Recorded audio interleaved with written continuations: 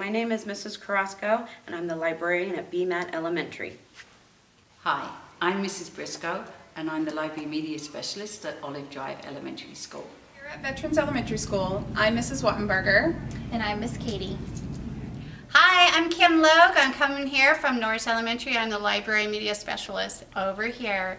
And this cute lady is? I am Heather McNew. So I am also a library media specialist at Norris Elementary. Woo woo! Yay!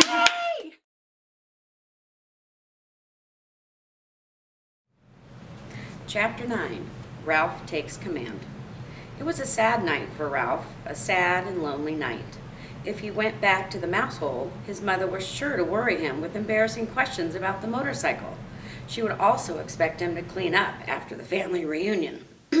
If he took off his crash helmet, he could squeeze under the door and explore the hall on foot, but he could not bear to part with the helmet, and anyway, he had no desire to travel by foot where he had once ridden with such noise and speed. Ralph scurried through shadows on the floor to the curtain, which he climbed to the windowsill. There he sat, huddled and alone, staring out into the night, listening to the kissing sounds of the bats as they jerked and zigzagged from the eaves of the hotel through the pines and back again. Around the window, the leaves of the Virginia creeper vine shifted in the breeze, and down in the lobby, a clock struck midnight. An owl slid silently through the night across the clearing of the parking lot and from one pine to another. Ralph could remember a time when he had envied bats and owls their ability to fly, but that was before he had experienced the speed and power of a motorcycle. Early in the morning, the smell of bacon drifting up from the kitchen brought back all Ralph's dreams of the ground floor.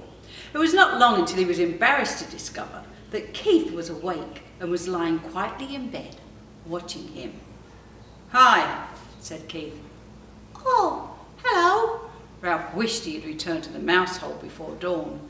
Well, I guess it's time for me to go home to bed. Keith sat up. "Don't go yet. Wait until my folks get up." Ralph leapt to the floor. I don't think you would want to talk to me after I lost your motorcycle. I may never have another chance to talk to a mouse. Ralph was flattered. It never occurred to him that a boy would consider talking to a mouse anything special. "What would you like for breakfast?" You mean we still get room service after what I did? "Sure." Keith pulled his knees up under his chin and wrapped his arms around his legs. You mean you aren't mad at me anymore? "Yeah, I guess you might say I'm mad, but not real mad. I've been lying here thinking it wouldn't be right for me to be real mad, because I get into messes myself. My mum and dad tell me I don't stop to use my head." Ralph nodded. I guess that's my trouble too. I don't stop to use my head. "They say I'm in too much of a hurry. They say I don't want to take time to learn to do things properly." Ralph nodded again. He understood. If he had waited until he had learned to ride the motorcycle, he would never have ridden off the bedside table and into the wastebasket. "I'll never forget the first time I rode a bicycle with handbrakes," reminisced Keith. "I took right off down a hill. I'd always ridden bicycles with foot brakes, and when I got going too fast, I tried to put on foot brakes, only there weren't any." What happened? Ralph was fascinated. "By the time I remembered to use the handbrakes, I hit a tree and took an awful spill." Somehow, this story made Ralph feel better. He was not the only one who got into trouble. "The hard part is, I am in a hurry. I don't want to do kid things. I want to do big things, real things. I want to grow up. You look pretty grown up to me. Maybe to a mouse, but I want to look grown up to grown-ups." So do I. I want to grow up and go down to the ground floor. "Everybody tells me to be patient, but I don't want to be patient." Me neither. Agreed Ralph. Someone stirred next door in room 216. Well, I guess I'd better be running along. Say, about that breakfast. "Sure. What do you want?" How about some bacon? Suggested Ralph, remembering the fragrance that had floated up to the windowsill. "And some toast?" With jelly, agreed Ralph, and ran off to the mouse hole, eager to tell his family things were not so bad after all. They were still entitled to room service. But when Ralph reached the mouse hole, he found pandemonium. His brothers and sisters and cousins were huddled together, squeaking with fright. His mother picked up a bunch of shredded Kleenex and put it down again, only to pick up another bunch, as if she did not know what to do with it. Uncle Lester and Aunt Dorothy were there too, stuffing crumbs into their mouths as if they expected never to eat again. "Dear me," Ralph's mother said, "whatever shall we do?" "Oh, Ralph, there you are at last. Where on earth have you been?" "Never mind, we haven't had time." "Time for what?" asked Ralph. "What's going on around here?" "The housekeeper. Your Uncle Lester. The sheets." "Oh, do be quiet, everyone." Ralph's mother was so agitated she could not tell her son what was wrong. Uncle Lester swallowed a mouthful of crumbs. "It's like this, Ralph. The housekeeper discovered a hamperful of sheets and towels and pillowcases with holes chewed in them." The motorcycle, thought Ralph. What happened to the motorcycle?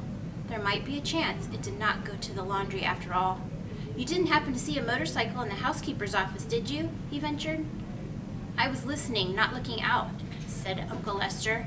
"I am not foolhardy like some people around here." "Ralph, you know what this means."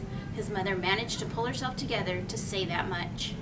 "It means war on mice," said Aunt Dorothy ominously. "It means traps, poisons," said Uncle Lester. "Who knows? This time, the management might even spend money on an exterminator. We shall have to flee. There is nothing else to do." "And if we flee, the owls will get us," said Ralph's mother, causing the brothers and sisters and cousins to set up an awful squeal. "Shh!" The mother mouse fluttered her paws in alarm. "Flee?" Ralph was bewildered. "Flee and leave room service?" "Room service?" exclaimed his mother. "How can we expect room service after you lost that poor boy's motorcycle?" "It's all right," Ralph assured his mother, and could not resist adding rather grandly, "I've already ordered. Room service is bringing us bacon and toast with jelly." This news silenced everyone. A breakfast of bacon and toast and jelly delivered to the mouse nest without first being dropped on the carpet was not to be abandoned lightly. "We want some jelly! We want some jelly!" all the little cousins began to squeak. "Be quiet," ordered Uncle Lester. "Do you want them to find us?" Ralph knew that no matter what the others chose to do, he was not going to flee from the hotel. Not until he found out what had happened to the motorcycle. He was very sure of this, and all at once he felt calm and clear-headed, and he had never felt before. He knew exactly what his family should do. "Be quiet, everybody," Ralph ordered, standing up straight so all of his relatives could see him. "I will tell you what we are going to do." "See here, Ralph," interrupted Uncle Lester. "You are pretty young to be giving orders to your elders." "Now, Lester," said Aunt Dorothy, "let's listen to Ralph. After all, he has our food brought up to room service. No one else in the history of the family has managed that." This silenced Uncle Lester, and Ralph was allowed to continue. What we should do is keep quiet for a few days. Here he looked down at his little cousins, who for once in their lives were not squeaking. "I will arrange for room service to bring our meals, so we won't have to go scrabbling around in the woodwork or scrounging around in the rooms. That way we won't be tempted to taste any poison food or go near any traps. And if the management doesn't see or hear any of us for a few days, they will forget about us. They always do." "Now, just a minute," said Uncle Lester. "This boy won't be here long. You know how it is with people, here today and gone tomorrow." Ralph had the answer. "This is only Sunday. He will be here until Tuesday, because Monday is the 4th of July, and his father says he won't drive in holiday weekend traffic. He always brings us plenty, and if we don't stuff ourselves, we can save enough to last until management forgets us." Uncle Lester nodded thoughtfully. That seems like a sound idea. Yes, but Ralph, there is one thing that worries me, said his mother. How are we going to tip room service? When people have a waiter bring food to the room, they always give him a coin or two for his service. We haven't any money. Ralph had not thought of this. If we are going to continue to accept room service, we must do the right thing, insisted his mother. Don't worry, I'll think of something, promised Ralph, in the grand way that he had acquired since he had ordered a meal sent up to the mouse nest.